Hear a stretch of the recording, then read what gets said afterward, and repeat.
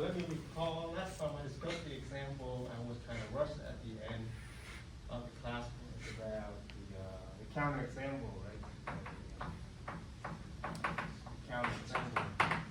Like, I have the SNV and the sum of the SK, where the SK is actually formed with probability 1/2 each, and so I'm asking for the first time I hit the value n here, so the first time minimum n where Sn is what equal to this well, I guess okay. Right. And so it turns out that you can see this particular, of course, the Sn here is the Martingale. Sn is a Markov training set, and is a Martingale with respect to these xk. And we observe the mean of S evaluated at this starting time t exactly n, which is not the mean of S0, which is 0, obviously. And so this doesn't really match this theorem, and the one condition that it violates is this condition, because observing that let me see, let's say it again, observe that so up to the random time t, right, Sn may drift to negative infinity. In other words, the St mean n, taking absolute value, could be maybe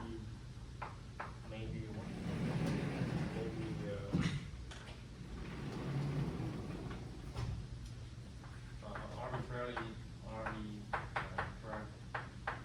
large. Okay. So that's why that is the reason why we can employ the theorem part to conclude whatever.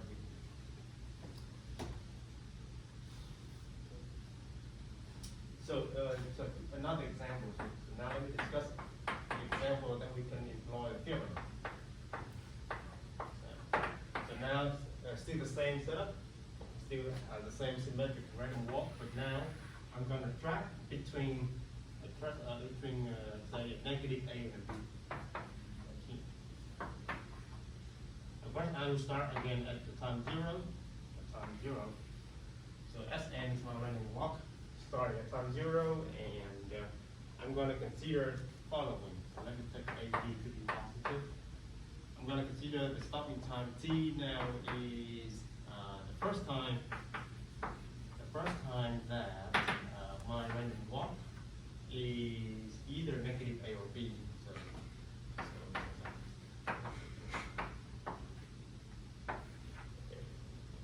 So the first time I hit the barrier, first time.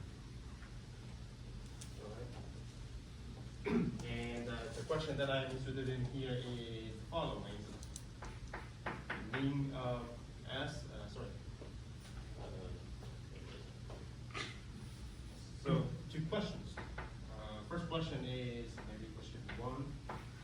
Probability of ST being, say negative a. And second is expected time of this random of this t. Before discussing the problem using the Martingale, I hope you still remember how we would do that using chapter 1. Using chapter 1, I have Sn is a Markov chain, and think about like this. So in order to compute the probability that I will hit negative a before I hit b, right? I can recall it. I can recall in chapter 1. So probability of STB is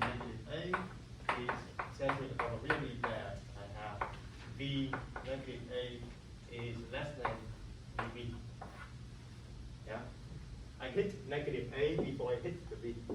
We're calling this notation here is what the V of X is, like the increment and starting from 0, Sn V in little x. Yeah. And here you have a system of linear equation, right? So this is the function h of so h of x, and here of course you have what h of negative a equals h of b is 0, and for all x between in the middle, right? For all x, so for all negative a less than x less than b, I have what h of x is summation of p x y h of y. And here the y is negative a less than y less than b. Something like that. Yeah. I mean, it could be 10 years ago, but should be doable. At least should be doable in theory. Okay, and so and then you solve. You have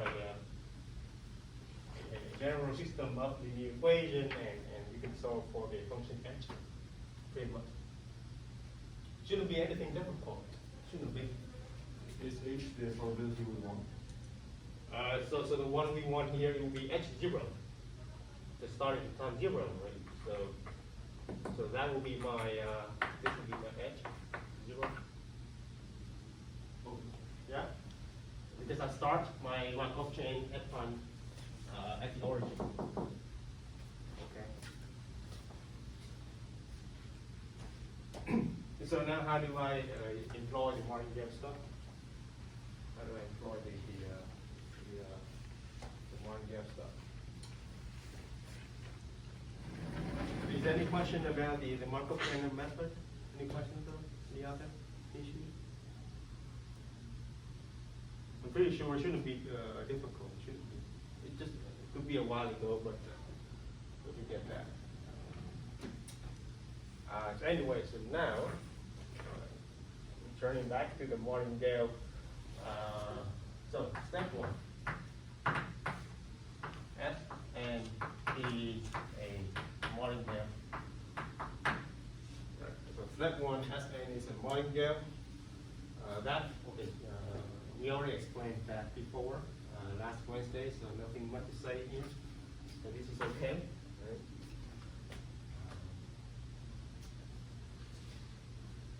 Okay, so maybe for the sake of completeness, I have S and plus 1 addition on the vector up to Xn, right? This is equal to Xn plus 1 plus Sn addition on the vector. And so Sn is adapted to the vector, so Sn is going outside like this, plus 1 addition like this. And because of the independence, that is reduced to the mean of Xn plus 1, and this is 0. Okay, so pretty short, practical.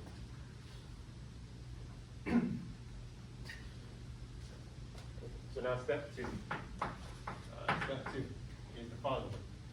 I claim Sn squared minus n is a martingale.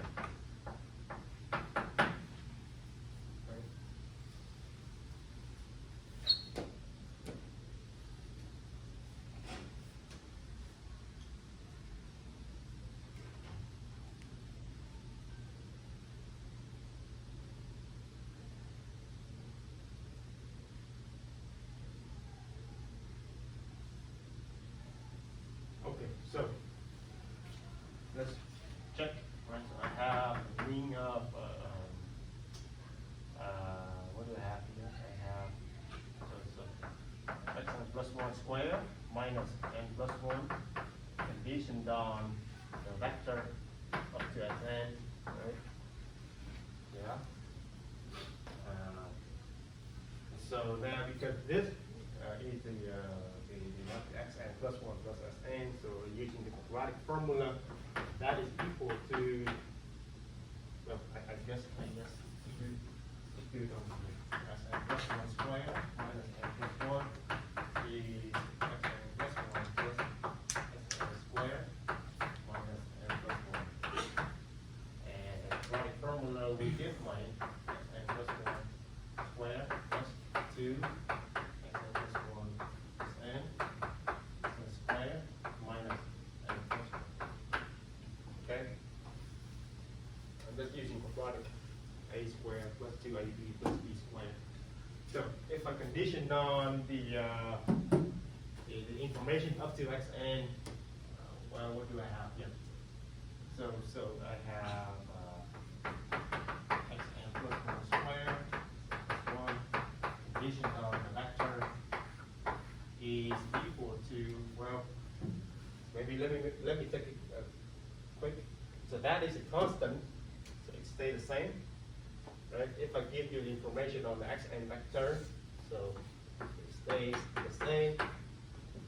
The xn squared here is adapted to this information. It stays by itself. So I have this. All right. This is independent of this information.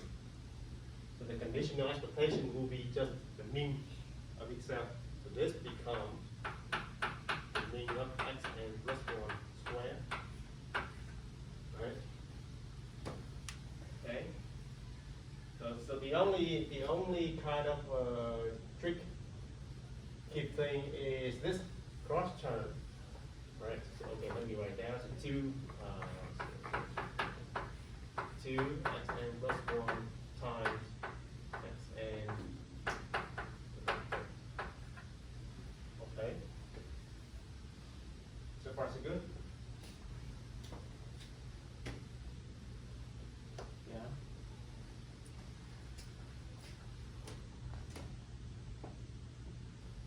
And what do I do here? What do I do here? What do I do now? I will pull out. You plug the 2 in the SN. Right, because it's adapted to this. Right, so this could be pulled out. So then mean xn plus 1 squared plus 2sn xn plus 1 condition on the vector plus sn squared minus n plus 1. All right. So this is equal to the mean of xn plus 1, again, because it's independent of the past information, and this is equal to 0, right? This is equal to 0. The mean of xn plus 1 is 0.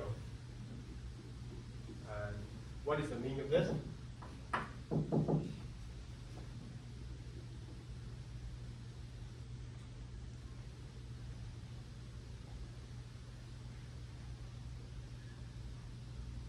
Either 1 or negative 1. So what is the value of the square? Always 1, right? Yeah? Because I'm taking either what? 1 or negative 1. So the square is always 1, no matter what. So the mean has to be 1, it's just a constant, right? That is just 1. All right? Okay, so what do I have left here? So square minus n plus 1. So this is 0, so that is gone. The cross term is gone, so I am left with just Sn squared minus n. Okay.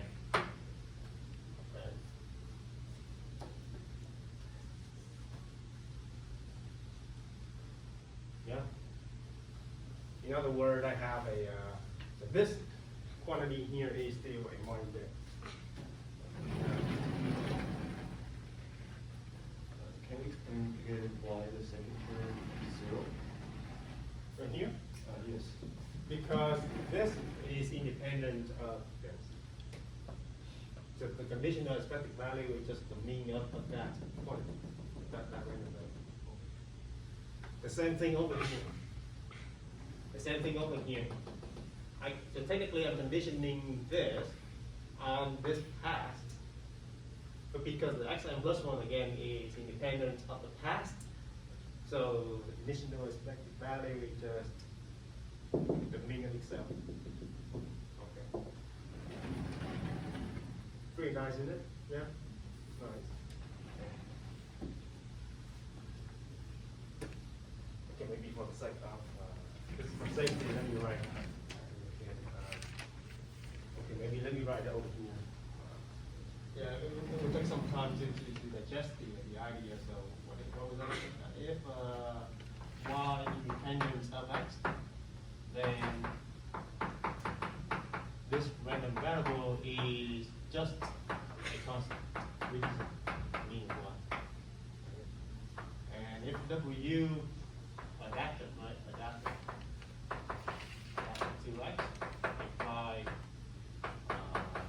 w y x, I can pull out a w. And what w conditions on x is just w. Okay. That's good.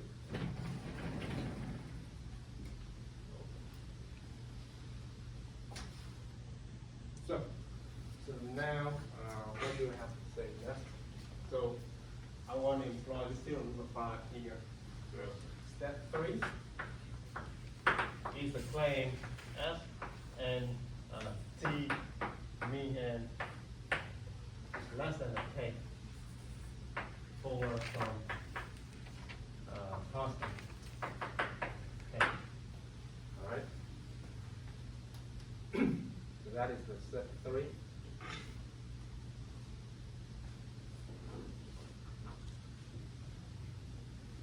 Why is that? How do I know this absolute value is always variable by a deterministic constant? So t mean n, that means up to this time, up to this stopping time, where I am on this line, where I am, up to that stopping time, t. I start from time 0. I will just move to the left or to the right, whatever I can move, wherever. Up to that time, where I am, I gotta be trapped inside here. You gotta be trapped inside here. Yeah? That is the same, so what will be a bound, upper bound for that absolute value?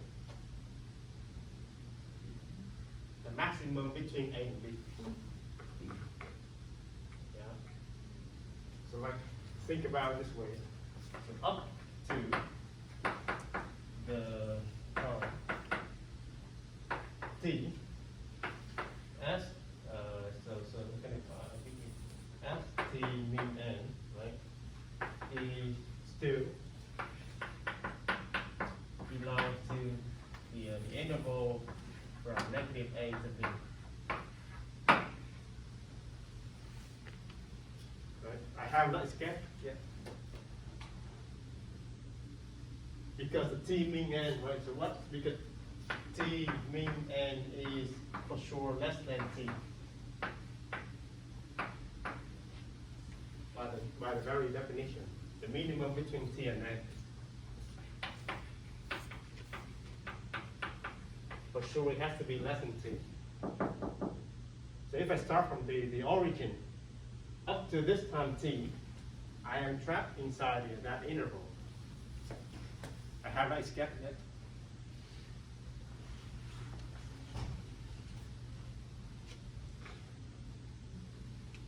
Okay.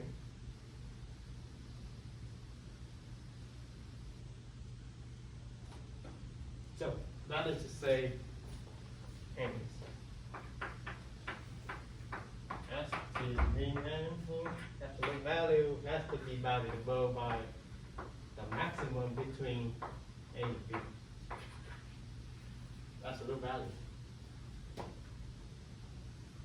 So which is a constant, deterministic constant.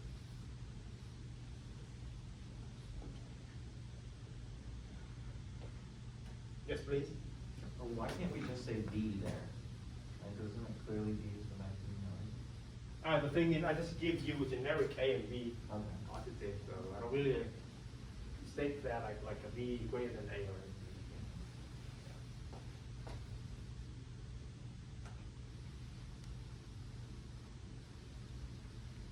Yeah? Does that make sense?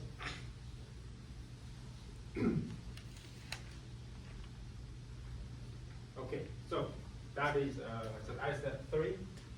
So I have checked that second condition of the theorem 5. I'm being bounded by a deterministic constant.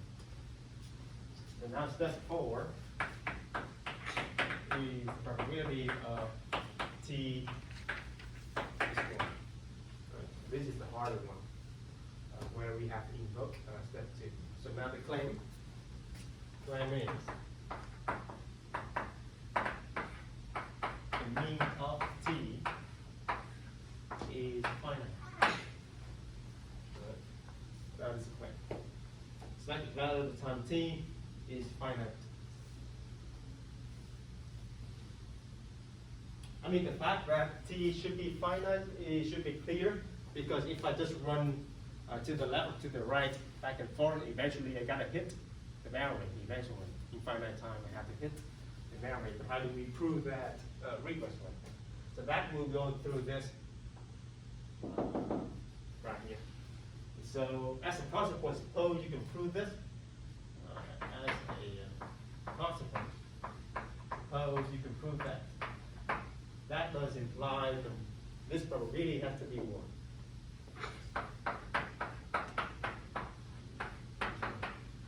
Why is that?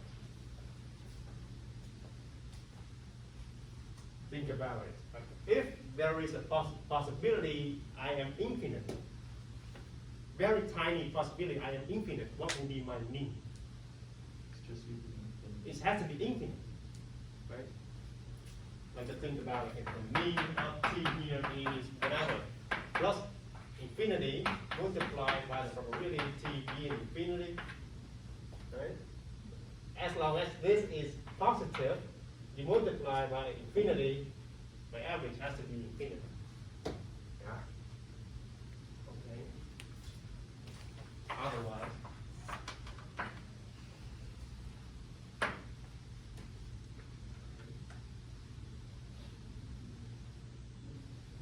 all right. So now going back to the plan. The proof of the plan. Right. So now from step 2, we already have that quantity is a martingale. I'm going to invoke theorem 4. Step 2 plus the theorem 4 implies the following. S T mean n minus T mean n. Alright? Alright. Is equal to the mean of S 0 minus, square, I forgot square. Square minus 0. Right? According to the theorem number 4.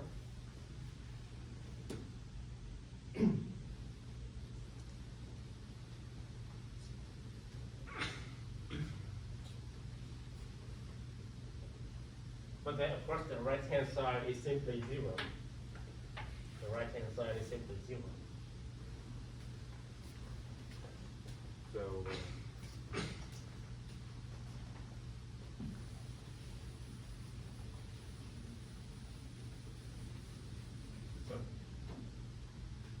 that does imply the mean of S squared T mean n is equal to the mean of this random variable.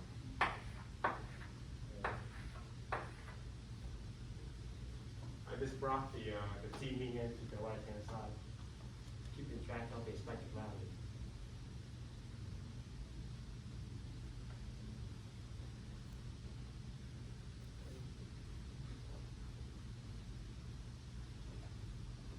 So now on one hand,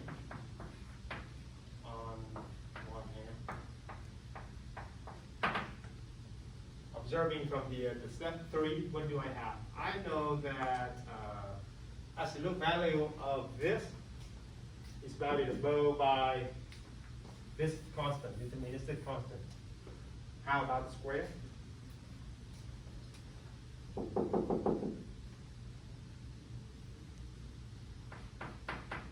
S squared to min n is less than Square. the square of either a or b, right? Maximum a squared or b squared. Yeah, so step 3 implies this. Okay.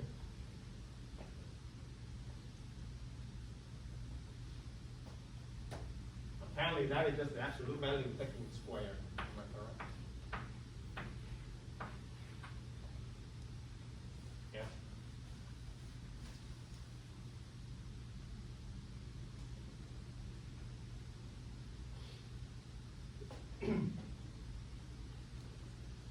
So that is a constant, just a deterministic constant. So that does imply, in other words, I have, based on this, I have a mean of t min n. But value of this random variable is tracked above by maximum a squared b squared. Okay.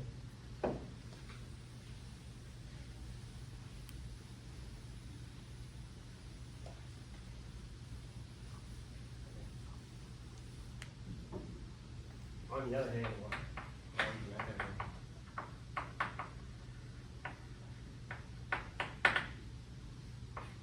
we call it this identity. And this random variable is just an integer random variable, so that is a sum. Probability of t min n greater than little, I guess, k. Well, I don't want to call it k. I call, I want to run by j, right?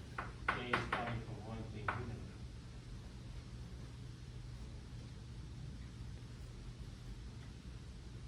Do you remember that or not? This is an integer, right? So if I have x is a integer, a natural number, then the mean of x is what? I remember I draw this diagram before. 1, probability of x being 1, plus 2, so that will be probability of x being 2, plus probability of x being 2, plus 3, x being 3, 3, plus x being 3, so on. Yeah. So now instead of taking the sum on each row first, I'm going to switch the order of the summation. Namely, I'm going to take a sum on each column first. So the sum of the first column is what? So the sum of the first column, that is the probability of x is at least 1. Sum on the second column will be the probability x at least 2. Similarly, for the sum of the third column is on the way down. Yeah. Okay. At least. All right. So, going back to this.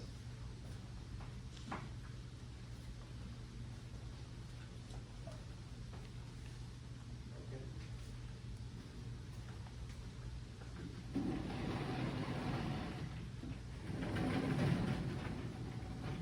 Let me erase this one.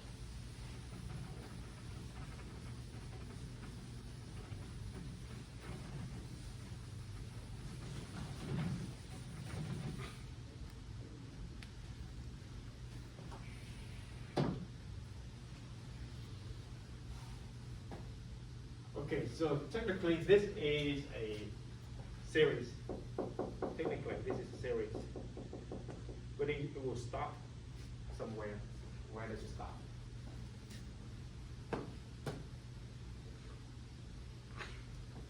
Let me write down here. So let me write down. So that is probability of T mean n at least one. Probability of T mean n at least n.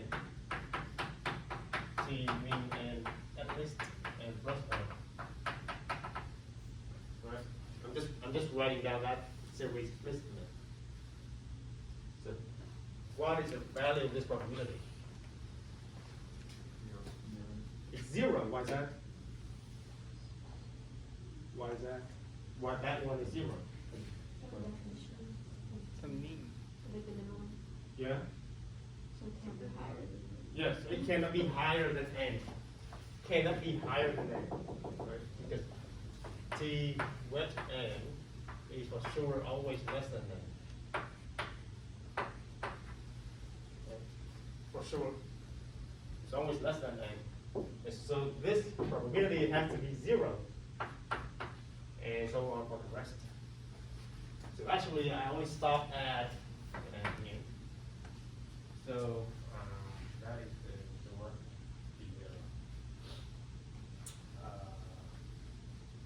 The probability one.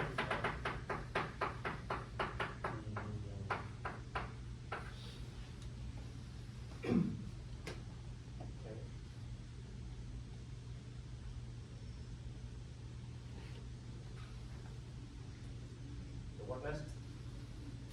What can I say about this?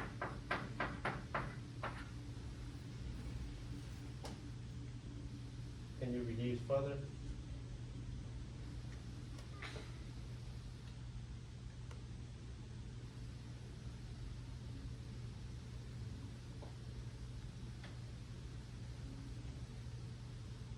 I claim this is the same as this.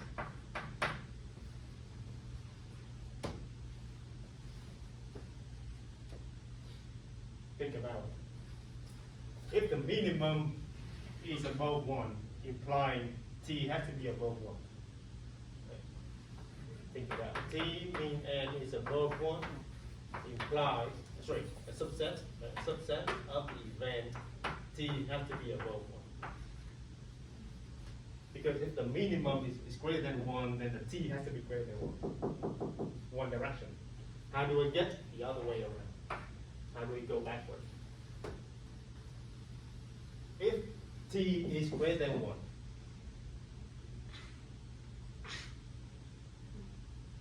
N was also greater than.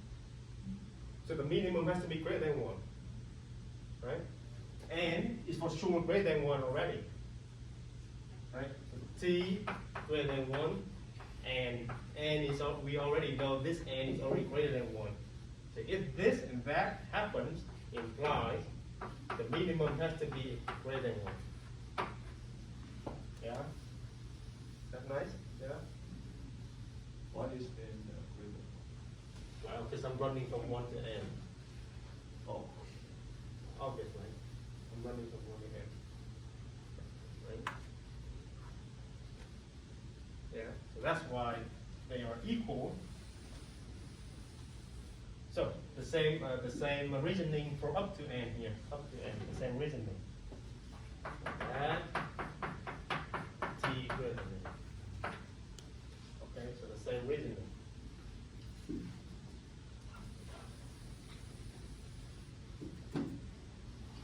Okay. It's not going to work starting from n plus 1. It's not going to work. It happens to work from 1 to n only.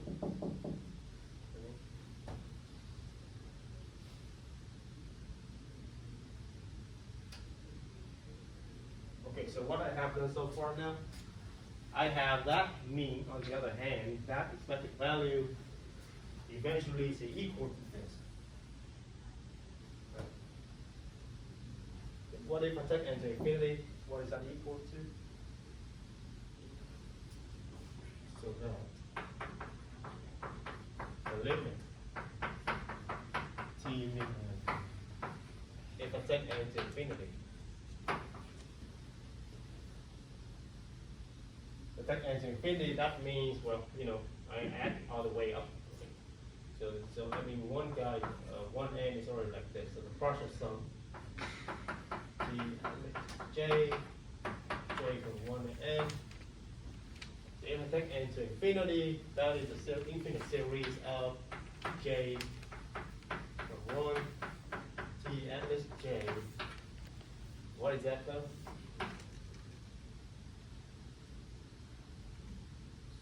Just the meaning of t. Mean of t, right? Just the mean of t.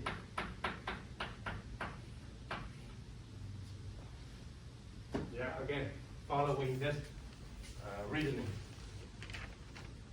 If t is a natural number, random variable, then the mean of t is just this series. Exactly like that. So what I have concluded now. So from the first hand, I already know that the mean of t wet n is valuable by a constant. So the limit has to be valuable by a constant. So since we already know t wet n is valuable by a maximum of what? A squared.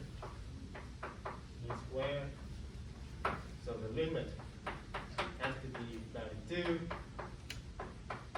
Maximum of a squared, b squared, which is finite, of course.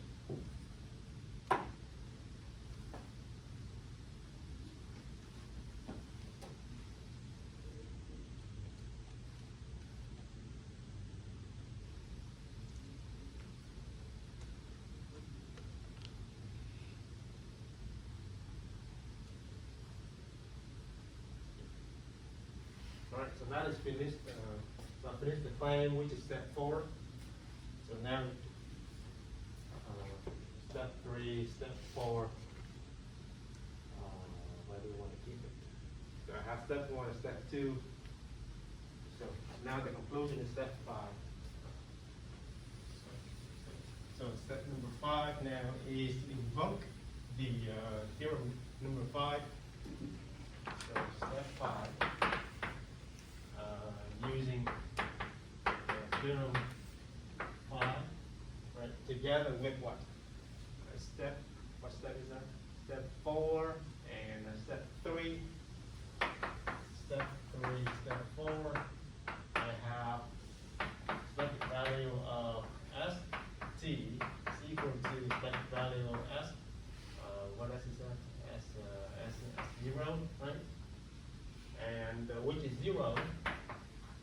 But then this mean here is just, what is the mean of this st here? So where I am at that, where I am, negative a, 0, b.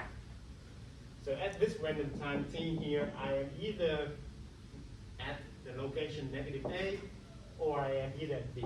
Only two situations. So this is equal to negative a. Probability of st being negative a plus b, probability of st being b.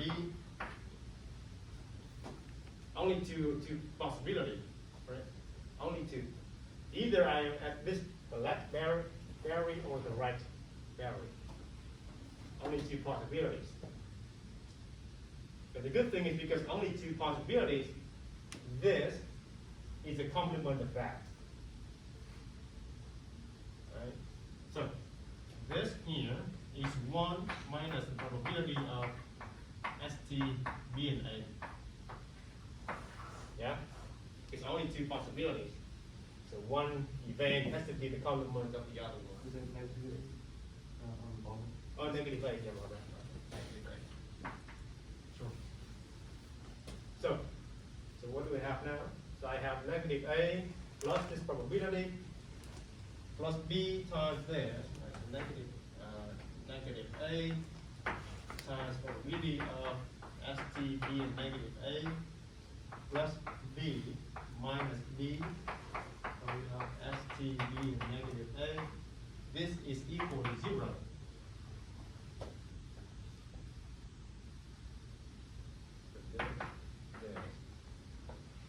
So now you can solve for probability that I will hit negative A before I hit B.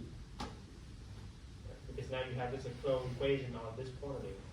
So what's the C? So that, so you combine negative A, negative B, so you have, I have 3 minus A plus B, probability of STB and negative A. This is 0, so this is equal to B over A. Yeah.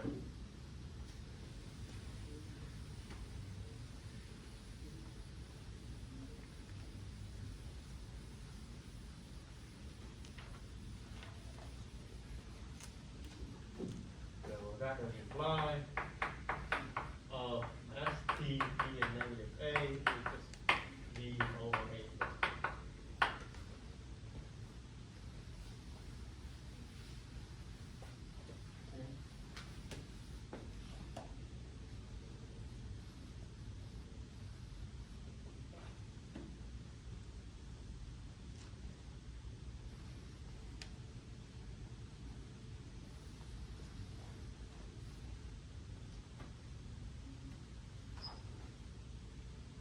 Okay, so because I only have a couple of minutes left, so let me just, for the sake of completion, let me just include final theorem on the convergence. So I still have one last piece on the mean of t. So I guess I'll just post, read the lecture note, I guess.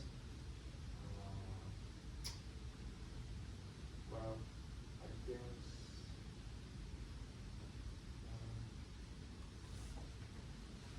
Yeah, that'll take some time.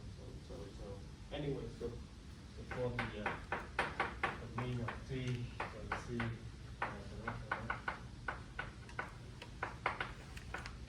So let me finish the final theorem of the course.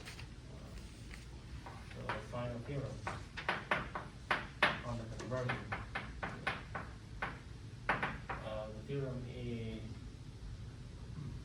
I suppose I have suppose, and then is a super Rondell, namely, we're calling that is to say I'm going down and plus 1 division of the vector is less than and is and furthermore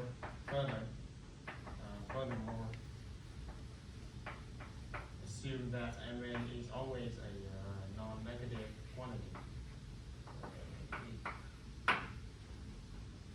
Okay. So the theory says that if these 2 properties hold, then you have to converge to some random variable in the limit. Then the limit of MN exists as n goes to infinity. Correct. In other words, there exists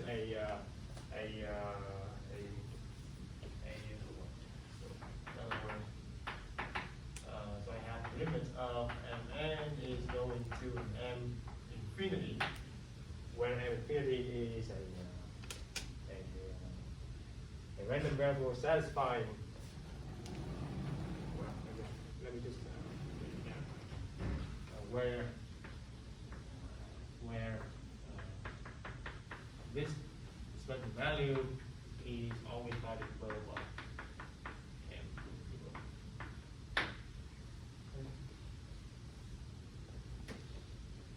We do have an example like in the book. You see example that the polymer